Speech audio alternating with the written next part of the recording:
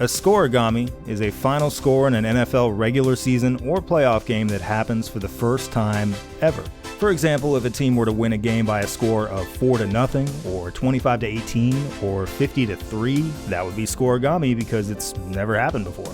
If your team is involved in a scorigami, it tells you nothing about how good or bad at football they might be. Achieving a scorigami offers a team absolutely zero benefits or advantages of any kind. Scorigami does not matter. It is inherently and completely meaningless. So why should you even care? You probably shouldn't. Damned if you won't anyway. Sometimes you can see a scorigami coming. Usually you don't. On the evening of December 14th, 2020, everything seemed completely normal until the very last second of the game. This is the scorigami board. Every column represents the winning team score. Every row represents the losing team score. Early this evening, the Cleveland Browns jump out to a 7-0 lead over the Baltimore Ravens, which places the score here. On the Z-axis, you see how many times every single score ever has happened. 7-0 registers pretty high here because a 7-0 final score has happened 93 times throughout the history of the NFL. But of course, the scoring tonight is far from over. The scoreboard stops in several places, 14-14, 28-20, 34-28. But as you can see, these are all scores that have happened many, many times before. Now, why is that? Well, in American football, the vast majority of scores come in chunks of either 7 or 3, with 7 being a 6-point touchdown and subsequent extra point, and 3 being a field goal. Early in the fourth, the score stands at 34-28. This and every score before it could be put together with nothing but 7s and 3s. It's just nothing new. It's not nearly weird enough to be scorigami. It's about as eccentric as going to a John Legend show.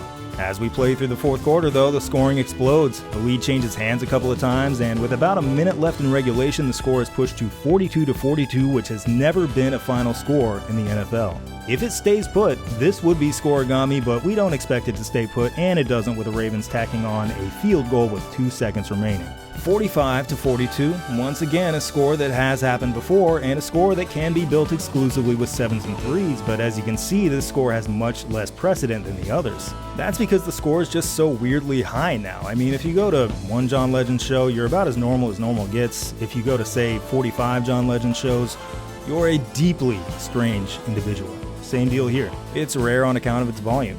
There are still 2 seconds left. The Browns have the ball at their own 25. If they score a miraculous touchdown here, that would be scorigami. If they turn the ball over and the Ravens score a touchdown and extra point, that would also be scorigami. Can it happen? Well, scorigami is about the mystical as much as it is the mathematical. A scorigami is often accompanied by some sort of ominous event that may or may not directly affect the score itself. This one did. This score tightened up in the first place because earlier in the game, Ravens quarterback Lamar Jackson, one of the most uniquely talented quarterbacks to ever play, missed some action to head to the locker room, and many of us chirping about the game on social media believe that he did so because he had to poop. Yeah, it happens, you know? It's nothing new. Here's Chargers kicker Nick Novak peeing live on national television back in 2011. Lamar possesses enough decorum to at least head inside first. He'll later claim that he was dealing with cramps and has never confirmed the theory that he had to make a doo-doo, but many of us watching on TV see this footage of him frantically waddling back to the locker room, even showing off enough mobility to juke out of the way of a staffer. A cramp bad enough to force a tough-as-nails reigning NFL MVP out of action should look a lot worse than this. Yeah, I think he had to poop. Well, perhaps one unexpected dispensing of a set of Browns will beget another. 2 seconds left at the Browns' 25-yard line. Any kind of score here is nearly guaranteed to be scorigami.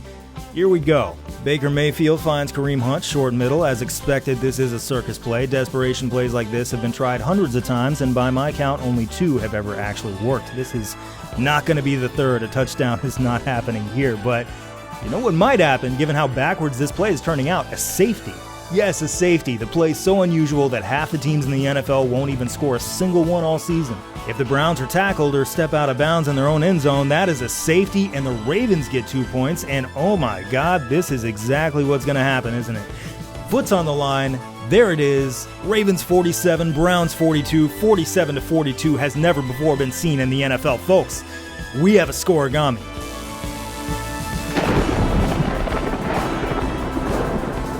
People went crazy over it that night, too. The thing to understand about scorigami is that just about every other rooting interest in football, in sports, is by definition adversarial. it turns us against each other. That's part of the deal and part of the fun. Every team and every star player, no matter how great or cool or fun to watch, attracts legions of enemies and haters, but everybody roots for Scorigami. And when it happens, those of us who care can all claim victory. We all win this absolutely meaningless, stupid little thing. For once, just for a minute, we're all on the same team. Maybe that's why we love it so much.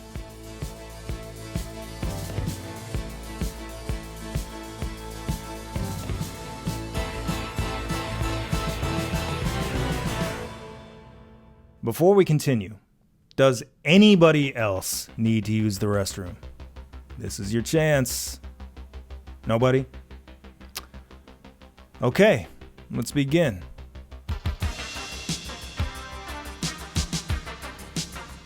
It's September of 1920, the run-up to what will be recognized as the first football game in NFL history. They're holding open tryouts. You want to play? You want to be one of the first NFL players of all time? Well, not so fast. You're required to know something about football. You don't know anything about football. All right, you're required to want to know something about football. How's that? Using these unforgivingly stiff criteria, the Rock Island Independents assemble an unbeatable super team of guys who either know something about football or would like to, and administer a 48-0 clobbering of the St. Paul Ideals. Since a scorigami is a score that has never happened before and no NFL game has ever happened before, this is scorigami, but if you dispute that this is in fact the first ever NFL game, I'll concede that there is a little bit of room for debate here. For one, the league is for now called the American Professional Football Association, or APFA, and won't change its name to the National Football League until 1922. For another, the St. Paul Ideals aren't actually part of the league, and this is why some maintain that the 14-0 game between the league official Dayton Triangles and Columbus Panhandles, which kicks off a week later and a half hour earlier than the rest of the games that day, is instead the first ever NFL game. In any case, since this Rock Island St. Paul game is generally considered to be the first, and since it did count in official league standings, this is, in Scorigami canon, the very first game. Our journey has begun. I'm Jon, the guy who invented Scorigami. You're also going to hear from our own Alex Rubenstein. Together, we will be telling a selective history of the National Football League through the lens of Scorigami. For the moment, we found ourselves with a pretty weird-looking chart and a whole lot to explain, so let's explore this Scorigami board in greater detail. Since the winning team's score determines the column and the losing team's score determines the row, that requires this huge triangle over here to be blacked out as mathematically impossible scores. You can't have a game in the 10th column and the 13th row, for example, because the winning team must have more points than the losing team, unless of course it's a moral victory. Let's just agree that all the moral victories live out here somewhere. This chart ends at the 73rd column because 73 is the most points a winning team has ever scored. Thank you, 1940 Chicago Bears. It ends at the 51st row because 51 is the most points a losing team has ever scored. Thank you, 2018 Kansas City Chiefs. Games that finish in a tie, although pretty rare these days, are possible and do happen. If and when they occur, they're going to live along this diagonal line here. Now, the component of this board that tends to get the most questions, understandably, is this formation up here in the top left-hand corner.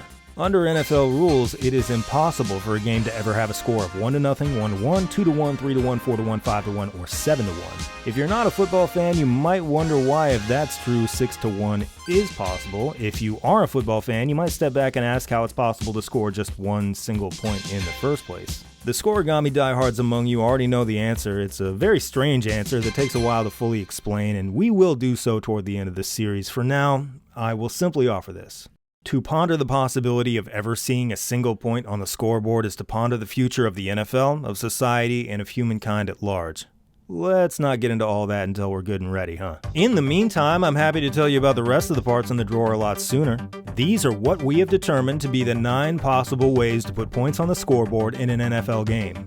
You already know that the 7 and the 3 are the most commonly used. To get an idea of how common, let's take a look at Figure 1.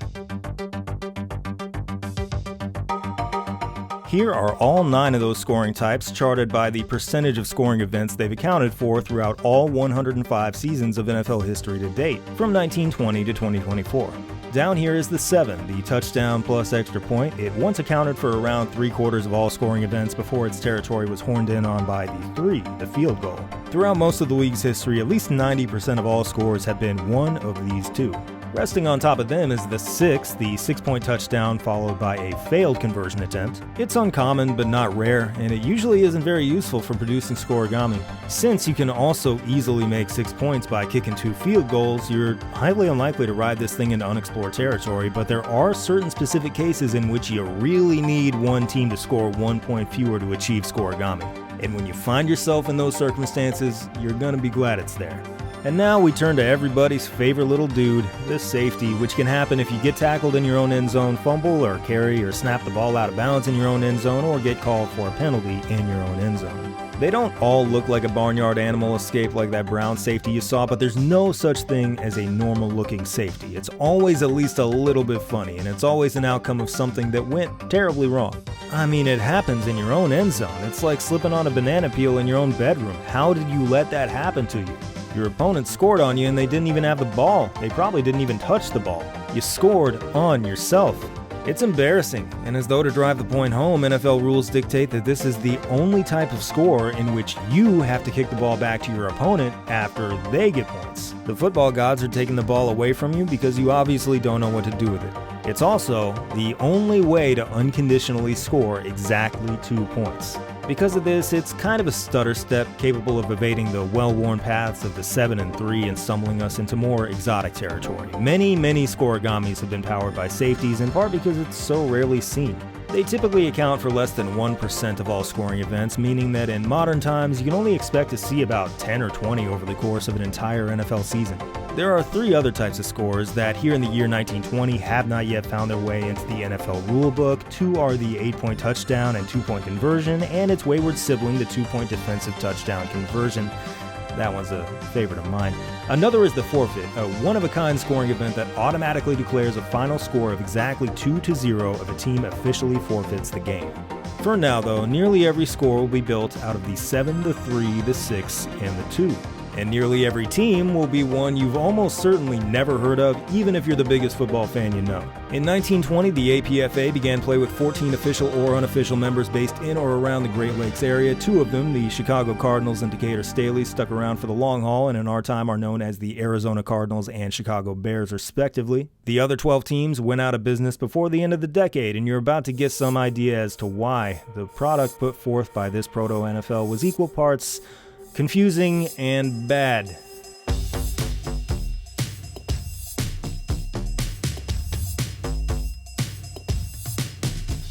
These are the 71 scorigami the APFA threw on the board in the 2 seasons before they were renamed the NFL. You'd expect this many, of course, since the league was brand new, but scores that were both substantial and competitive are almost nowhere to be seen. Almost every game was either a 1 or 2 score slog, an absolute beatdown, or a disappointing tie.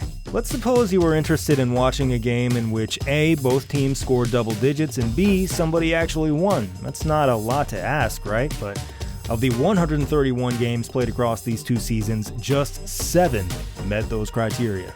I think this is what happens when you allow your teams to schedule official games against just whoever. And by whoever, I mean these jokers up here. 35 football teams who were not league members but did play a game or 2 that counted in the standings. Some, like those St. Paul Ideals, were run-of-the-mill local or regional squads. Others were so strange that the mere fact that they are a part of official NFL history is inherently funny. Somebody once memorably contended that if the Troops put together a football team, they could dominate the NFL. Well, in 1920, the Troops, stationed at Fort Porter in Buffalo, New York, did put together a football team. The result was the second worst beatdown in league history. The Rochester Jeffersons hung 66 points on him in a shutout. This is not only a scorigami, but something we have decided to call an eternal scorigami. That is to say, a score that happened once and only once and never happened again. We got our first 66-0 game 3 weeks into the history of the league. More than a century later, we are still waiting for our second. In November of 1920, the Rock Island Independents won a 48-7 scorigami over the Washington and Jeff Collegians. And it was not supposed to end up like that. Thousands of fans showed up in anticipation of the first pro versus college clash anybody could remember, with some believing that pro football in its nascent state was no match for the superior college game. Unfortunately, it would seem that the faculty at Washington and Jefferson College read the paper, and when they find out that their amateur student-athletes are about to play in a professional game, they threaten to expel them. Consequently, some college players are no-shows and have to be replaced at the last minute by random guys they just pull off the street. Others play under fake names to evade detection, but they forget what their fake names are and don't answer to them when their coaches try to coach them, so nobody really knows what they're supposed to be doing. It's a minor miracle that the score is only 48-7. Very little about this APFA era makes any sense to the modern football observer. For instance, you'd probably expect the offense to score more points than the defense, right? Well, even this was an open question. For that, let's hear from Alex. After the APFA's very first full Sunday on October 3rd, 1920, 5 players were tied atop the league's all-time touchdown leaderboard with 3 apiece. Comprising that quintet were Waddy Kuehl, Arnie Wyman, Joe Guyon, Dutch Sterneman, and Al Nesser. Kuehl warrants an asterisk as he had a second game under his belt, having scored a couple times in the league's lone inaugural game the prior weekend. Of the remaining 4 players, not 1 but 2, Nesser and Wyman, scored none of their touchdowns offensively. In the 43-0 scorigami, Nesser had 2 fumble return TDs and later completed the hat-trick on a blocked field goal. Meanwhile, Wyman powered Rock Island to the 45-0 scorigami thanks to 2 touchdowns stemming from blocked punts before eventually tacking on a kick return TD. Multiple players who, however fleeting, were all-time touchdown leaders without having ever done so from the side of the ball that's specifically deployed to do, the scoring. So on the very first full week of action, 2 different players scored 3 non-offensive touchdowns in a game. In the 105 years and counting since, there have been over 1,500 weeks of play containing well over 35,000 team games. And throughout that century plus, that feat has been replicated exactly 0 times. 2 guys pulled that trick off on the day the cloak was fully removed, and then, poof, never again to be seen. It'd be wild enough if the only 2 such instances occurred on the same day, period, like at any point in history. But they occurred in what wasn't even the embryonic stages of the league. It was the grand opening. The league was a zygote, and still saw twice, right off the bat, that for which a third sighting has proven perhaps eternally elusive. By the way, this guy here scored the second touchdown in league history and was therefore tied at the top of the all-time touchdown leaderboard for at least a few minutes. If you look back at every person who ever held the title of number 1 all-time touchdown scorer, past legends like Jerry Rice and Jim Brown, you will eventually encounter the name Fred Chicken. On October 17, 1920, the Chicago Cardinals, who we know today as the Arizona Cardinals, hosted Moline Universal Tractors. Named after the tractor manufacturer who promised to sponsor them, what they really meant was that the fellas down at the plant would pass around the coffee can and send them whatever donations they could rustle up, which turned out to be nothing. In response, the team quickly tried to change its name to Moline Athletics, but it didn't quite stick. The original name was what ended up in the record books, and the Moline Universal Tractor Company will receive free advertising until the end of time. Another thing the record books didn't get right, they list the Cardinals as having beaten Moline Universal Tractors by a score of 33-0. The next day's Moline Dispatch, however, has the score at 33-3, and I believe him, because the story specifically details when the Moline field goal was kicked, as well as the man, Donovan, who kicked it. This game is scorigami, whether it's 33-0 or 33-3, that's not the issue. The issue is to decide what I, perhaps the first person to ever notice that the score of this NFL game is almost certainly wrong, should do about it. I might be the last chance this score has at becoming correct. I might be the last person to ever come around and notice this. It took me a century. Who else is coming? What do? I have to do something. Hello, National Football League. My name is John. I'm not sure which of these floors corresponds with the Bureau of Statistics and Information for the Moline Universal Tractors football team. I'm sure it's one of these floors. I'm sorry if I'm yelling at the wrong floor. I would like to keep you apprised that on October 17th, 1920, the Chicago Cardinals, now known as the Arizona Cardinals, beat Moline Universal Tractors by a score not of 33-0, as has been logged by various league sources, but instead by 33-3, with an individual named Donovan having kicked a field goal and avoiding the shutout. So please correct your records accordingly. And they just stood there. Nobody cares. Also, I think it should be worth a point if you just throw the ball through the goalpost. Nobody in a position to ever do so is ever going to lift a finger to put a 105-year-old field goal on the books, especially not one that didn't change the result of a game. Nothing left to do but open up the parts drawer and reach for this guy. Inaccurate scorekeeping. The most mysterious of all scoring types. How does it happen? How come that game win in the books is 33-0 and not 33-3? Who knows? Maybe somebody tapped a dot instead of a dash on the telegraph in 1920. Maybe somebody compiling records mistyped it in 1962. Maybe someone using Excel accidentally dragged over the wrong cell in 1997. Whoever they were, this anonymous interloper found a way to score -3 points for a team they did not play for in a game that may have been played decades before they were born. The mystery only begins there. How many points could this accidental method add to or subtract from the scoreboard without anybody noticing? 7? Even 10? And now that we have one virtually confirmed instance of errant scorekeeping, how many more do we think there might be? It's doubtful to impossible that any scores from the Super Bowl era were wrong, given the massive in-person attendance, TV viewership, video evidence, but I imagine it's somewhat likely that at least one more of these scores from the pre-television era is somehow inaccurate. Which one? Who knows? Whether evidence even exists that could one day lead us to the correct score? Who knows? But we do at least see you, Donovan, place kicker who scored the only NFL points in the history of Moline Universal Tractors. You know, I tried to look you up and find out more about you, but I couldn't even find your first name. It may have taken much longer than you would have liked in decades after you've surely died, but I want you to know that eventually, we did see you.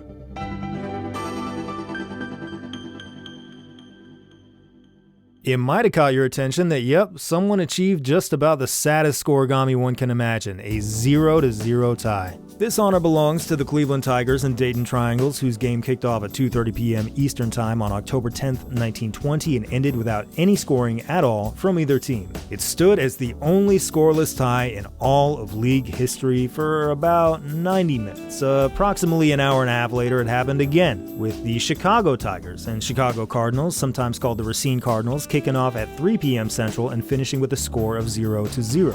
Yes, you have that right. There are two different teams playing in this league who are both named the Tigers and both play in different 0-0 games on the exact same afternoon.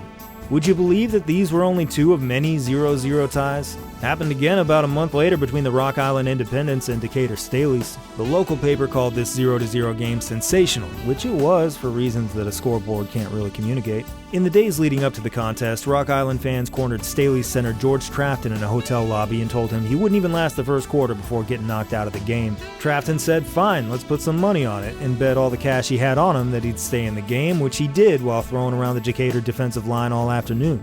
Rock Island fans, apparently furious at Trafton for not suffering an injury, started a riot after the game, chasing and throwing bottles at his taxi as he tried to flee the scene. So imagine being a fan who attends this game. You don't get to see any scoring of any kind from either team at all, but you do get to see a riot and perhaps even participate in it.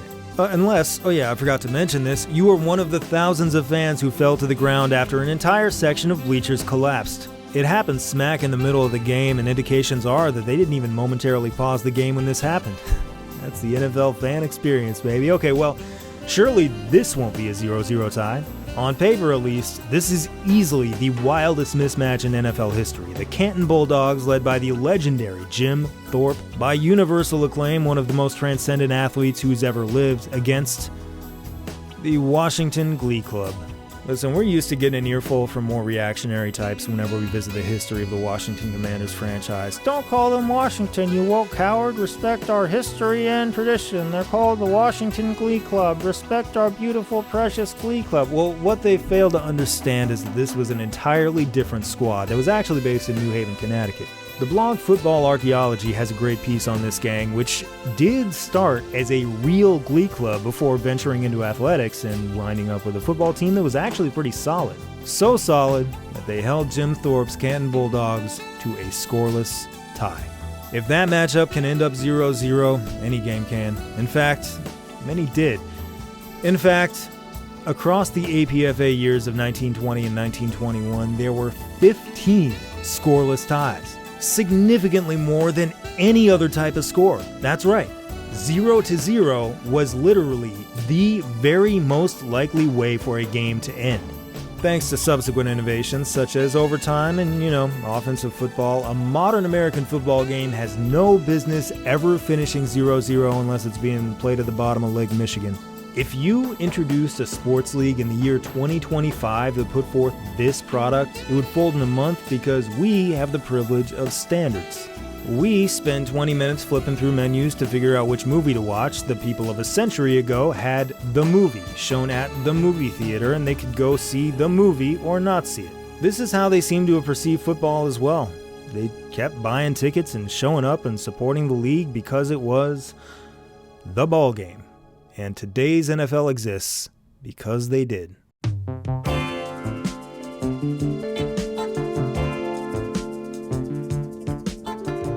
In 1921, 8 more teams show up, but with the exception of the Green Bay Packers, they all fade from history pretty quickly. In 1922, the league officially adopts the name National Football League and spends the next decade watching many more teams wander in. 2 of them stick around for the long haul, the New York Giants and Portsmouth Spartans, who soon become the Detroit Lions. The rest of them are either short-lived or very short-lived, but I'd like to dole out a few superlatives before they go. Most endearing, Providence Steamroller, who nestled right in here to win the NFL's first ever 5-0 game. 5-0 is such a scorigami score, it just looks so fundamentally weird. And there has never ever been a better team name than Providence Steamroller. Opting for the singular there instead of the plural makes it 10 times better. Most prolific, the Frankfurt Philadelphia Yellow Jackets, who in their 8 seasons were involved in 20 scorigami. Here, let's go ahead and push up the Z-axis to reflect how many scorigami each team has played a part in. Obviously, the 5 modern-day franchises tower over everybody on account of how long they've been out there, but among defunct franchises, Frankfurt stands far above all the others of this era. In November of 1924, for instance, there were 10 scorigami league-wide. Frankfurt was involved in 6 of them, and they won them all. And a super-duper special Scorigami Lifetime Achievement Award goes to the Racine, Wisconsin Legion, owners of perhaps the most unique scorigami ever achieved to this day. On November 25th, 1923, leading the Cardinals 10-2 with 3 minutes left in the game, Racine quarterback Shorty Barr opted to kill as much time as he could in the backfield and was willing to eventually score an intentional safety on himself to do so. This is not the only intentional safety in NFL history, but it's almost certainly the first. The Legion thereby secured a 10-4 scorigami. As of 2025, and probably for ages beyond 2025, this remains the only game in NFL history in which a team finished with 4 points, which can only be accomplished by exactly 2 safeties and no other scoring. It's the only traffic on an otherwise perfectly clean and empty lane. So far, the only proven method of putting a 4 in the box score is to score on yourself on purpose. Speaking of giving your opponent completely free gifts out of the goodness of your heart, here again is Alex. On November 22, 1925, Rock Island dismantles the Milwaukee Badgers in the league's first ever 40-7 ball game. What catches my eye about this one is that I've noticed in the Pro Football Reference box score that the Independents have a 4th quarter kick return touchdown that isn't preceded by an opposing score. So then, what's the genesis of said kickoff to Rock Island? Why, that would be their own score from moments earlier. You see, in the archaic days of yore, teams that just allowed a score would often prefer to kick off to their opponent who just scored on them in lieu of exercising their inalienable right to receive the ensuing kickoff, which is the ubiquitous consolation prize we know today. And it wasn't even a rare occasion for teams to willingly forfeit their God-given right to possess the ball after allowing a score. In fact, in this very game, Milwaukee chooses to kick to Rock Island after the latter scores touchdown number 1, and after they score touchdown number 2. Rock Island joins in the lunacy by choosing to kick off after Milwaukee's touchdown, while the Badgers again choose to do so after Rock Island touchdown number 3. It's after the Independents' 4th TD that they score number 5 on a kick return stemming from their own score, and yet even that doesn't deter Milwaukee from wanting to kick off again. With the Badgers somehow having still failed to learn their lesson, Rock Island quickly and easily tacks on another final touchdown. It's at this point Milwaukee finally gets the brilliant epiphany to actually be the recipient of the subsequent kickoff, and it's only taken until they surrendered their 6th touchdown. even in the 30s, we're still seeing this inexplicable phenomenon unfold. In October 1931, when Providence takes their steamroller to Green Bay to face the dynastic Packers, not surprising is Coach Curly Lambeau's squad relegating the steamroller to a steamrollee in a decisive and scorigamic 48-20 win. More surprising? After Wirt Engelman hauls in a touchdown to cap each of Green Bay's first 2 possessions, Providence saying no thanks to the ball, opting to instead kick off to Engelman, who proceeds to take said kickoff to the house. We know of 2 other post-score kickoff decisions. One is the aforementioned Wyman kick return touchdown that followed his own team's field goal on the first full week of play, and the other from a run-of-the-mill non-scorigami. In their 1925 maiden voyage, the Giants lost 14-0 after allowing touchdown number 1 when they were steamrolled by Providence on a punt before deciding to give their kick coverage units another shot, only to immediately allow their second special teams touchdown in seconds. I'd like to say we as a society would eventually become smarter than that, but even in recent decades, we've seen teams voluntarily forfeit a possession for no reason whatsoever. They'd come in a slightly different form, in what amounted to choosing to kick to start both halves as opposed to choosing to kick after allowing a score, but the fundamental decision is the same: voluntarily and deliberately kissing a possession goodbye for absolutely no reason. Dan Reeves did it in a playoff game against the Vikings in January '94 when his Giants kicked off to start both halves. As recently as 2004, Herm Edwards' Jets did so in Buffalo. The apparent logic in those instances was driven by reasons related to the elements and this cuckoo belief that choosing at the start of a game a specific goal to defend should somehow supersede the precious possession of the football. But here's the thing about that quote-unquote logic. Even if conditions are such that make a particular direction that much more appealing than the other, the bottom line is it still makes exactly 0 sense when the fact is the 2 teams flip directions after the first and third quarters. It's not as though you get the good side for the entire game. Any way you slice it, you still only get it for 30 of the 60 minutes. It makes my brain hurt.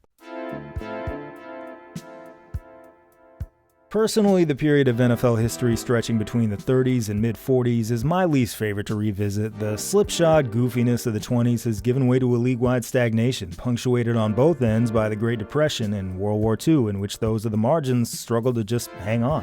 In one case, it does look pretty funny when the Pittsburgh Steelers and Philadelphia Eagles have to temporarily merge to become the Steagles, but elsewhere, our beloved scorigami heroes, the Frankfurt Yellow Jackets, are unable to survive financially and close up shop. Same for the Cincinnati Reds, one of a whole mess of teams who tried unsuccessfully to coast off the success of Major League Baseball by naming themselves after baseball teams. During these years, the size of the league generally floats between 8 and 10 teams without even any cameo appearances by the local post office or whatever to make it interesting.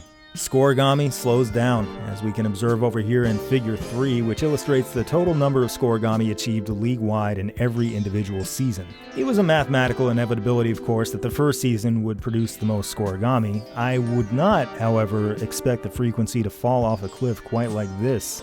Nobody cares in this time, of course, because the term scorigami does not yet exist, but we can think of scorigami as a means of taking this league's blood pressure. It can tell us a lot about how vibrant and dynamic this league is, and in the mid-30s it gives us a reading. Not very. There aren't very many teams, hence there aren't so many games available to make scorigami. And the games we do have tend to produce the same old stories, the same old final scores. Even when it picks back up, the scorigamis are often aggressively normal by today's standards. For instance, in 1940, we finally see our very first 10-3 game, which is weird only because we should have seen it 20 years ago.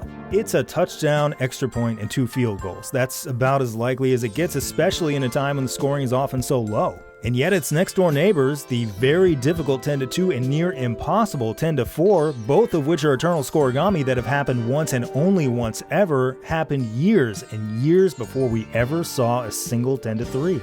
Equally astounding. On October 15th, 1944, the Cleveland Rams beat the Detroit Lions 20-17. Who cares, right? 20-17 is an incredibly common score. Exactly my point. Let's time warp back ahead to the present day because there's something I'd like you to take a look at. Across the entirety of NFL history, 20-17 is not only a very common score, not only the most common score, but the most common score by a dramatic margin. It's happened 297 times entering the 2025 season. It surpasses all the other most common scores handily. Less common scores are rendered ant-like in comparison. We've set aside figure 4 to illustrate exactly how common 20-17 has been throughout most of the league's history. In our time, you typically see somewhere between 4 and 8 20-17 games per year. For the last 61 seasons running, there's always been at least one, usually several. And yet, throughout the first 24 seasons of the league, 20-17 never, ever happened. This startling absence is mirrored by the other four most common scores in history: 27-24, 23-20, 17-14, and 24-17. These scores are all incredibly common and incredibly achievable scatterings of touchdowns and field goals, but the first of these to ever occur, 17-14, wasn't seen until 1933, the 14th season of play. Suppose you come from an alternate universe in which football exists but the NFL does not. If you were shown this chart, you'd probably draw the conclusion that the NFL wasn't founded until the 1930s. This total failure to register any of the 5 most common NFL scores is a perfect illustration of just how alien those early seasons were. It's as though they were playing a different sport. And although the NFL is finally beginning to resemble the sport we know in the 1940s, it remains unfamiliar for other reasons. Further damage to this already wobbly 8-10 team league is entirely self-inflicted by an unofficial yet unmistakable policy of segregation. Although there weren't many black NFL players in the earliest days, Boston Braves owner George P. Marshall, upon entering the league as an owner in 1932, leverages his influence to prevent the league from signing any black players at all. Marshall is so dogmatically segregationist that in his will, he'll specifically forbid his charitable organization from contributing to integrationist causes of any kind after he dies. This is a spiritual and societal ill that a single football game cannot solve. However, when such a man is made to feel bad, sad, mad, and comprehensively humiliated, it's worth enjoying. It's the 1940 NFL Championship between the Chicago Bears and Washington. Okay, alright, I'll say the full name. Washington Glee Club. Weeks prior, Washington beat Chicago 7-3. After which now Washington owner George P. Marshall declared that Chicago wasn't tough, couldn't play from behind, quit before the game was over. The Bears heard this and were determined to make him pay for it. Now in this time, there's a scoring rule in the books that's extraordinarily obscure because it almost never requires invocation. It states that following a touchdown, the offense is allowed to try for a second 1-point touchdown instead of kicking the extra point. Since it's worth 1 point either way and kicking is a lot easier, this would only make sense if, say, your kicker's hurt or if there's a botched hold on the kick that requires the holder to tuck and run with it, something like that. This rule will very quietly remain on the books all the way up through 1993. Toward the end of this game in 1940, we see what has to be the only time an NFL team with a healthy kicker intentionally lined up to try to run or pass for the extra point. The Bears did this in response to an issue that has never come up before or since. They ran out of footballs. In an era before they ran netting behind the goalpost, it was likely that a short-range extra point kick would go flying through the uprights and straight into the crowd, never to be seen again. This had never been a problem until today, because today, the Chicago Bears score 11 touchdowns.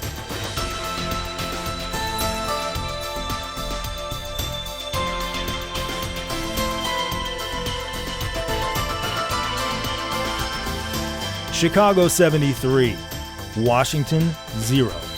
The most extreme of scorigami. Entering the 2025 season, still the most severe beatdown the NFL has ever seen. And the Bears wanted even more than that.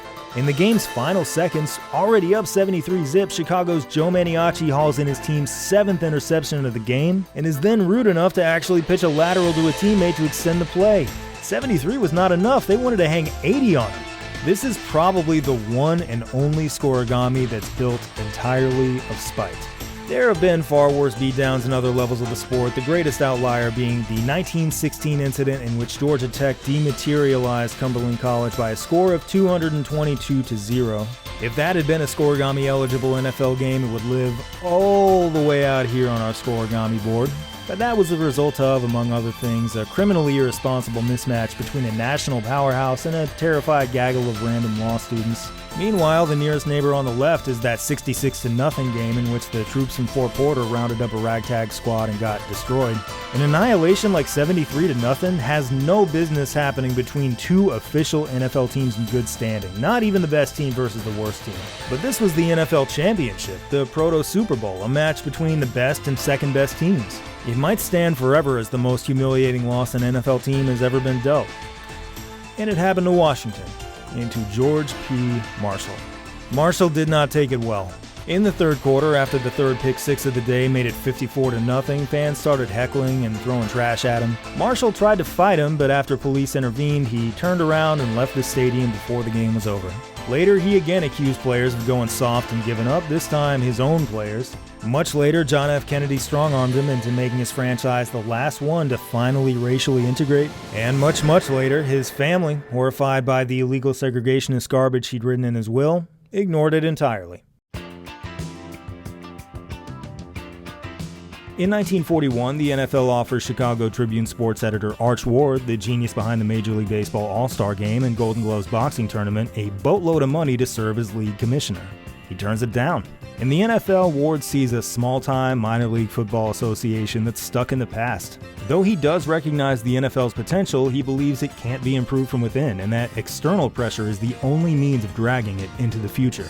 So, Ward turns around and founds competition in the form of the All-America Football Conference, which begins play in 1946. It is new. It is, unlike the NFL, willing to expand far away from the Great Lakes and plant teams in places like Florida and California. It pays players better. It's more than happy to sign black players to its rosters. And although it'll only last 4 years, it's a formidable enough competitor to compel a merger with the NFL in 1949. A couple of its teams, the Browns and 49ers, will still be playing in 2025. The rest either fold or merge into other teams, but either way, the AAFC's historical records will be accepted and merged into the NFL's. This means all their games are Scorigami eligible. Consequently, between 1946 and 1949, Scorigami explodes.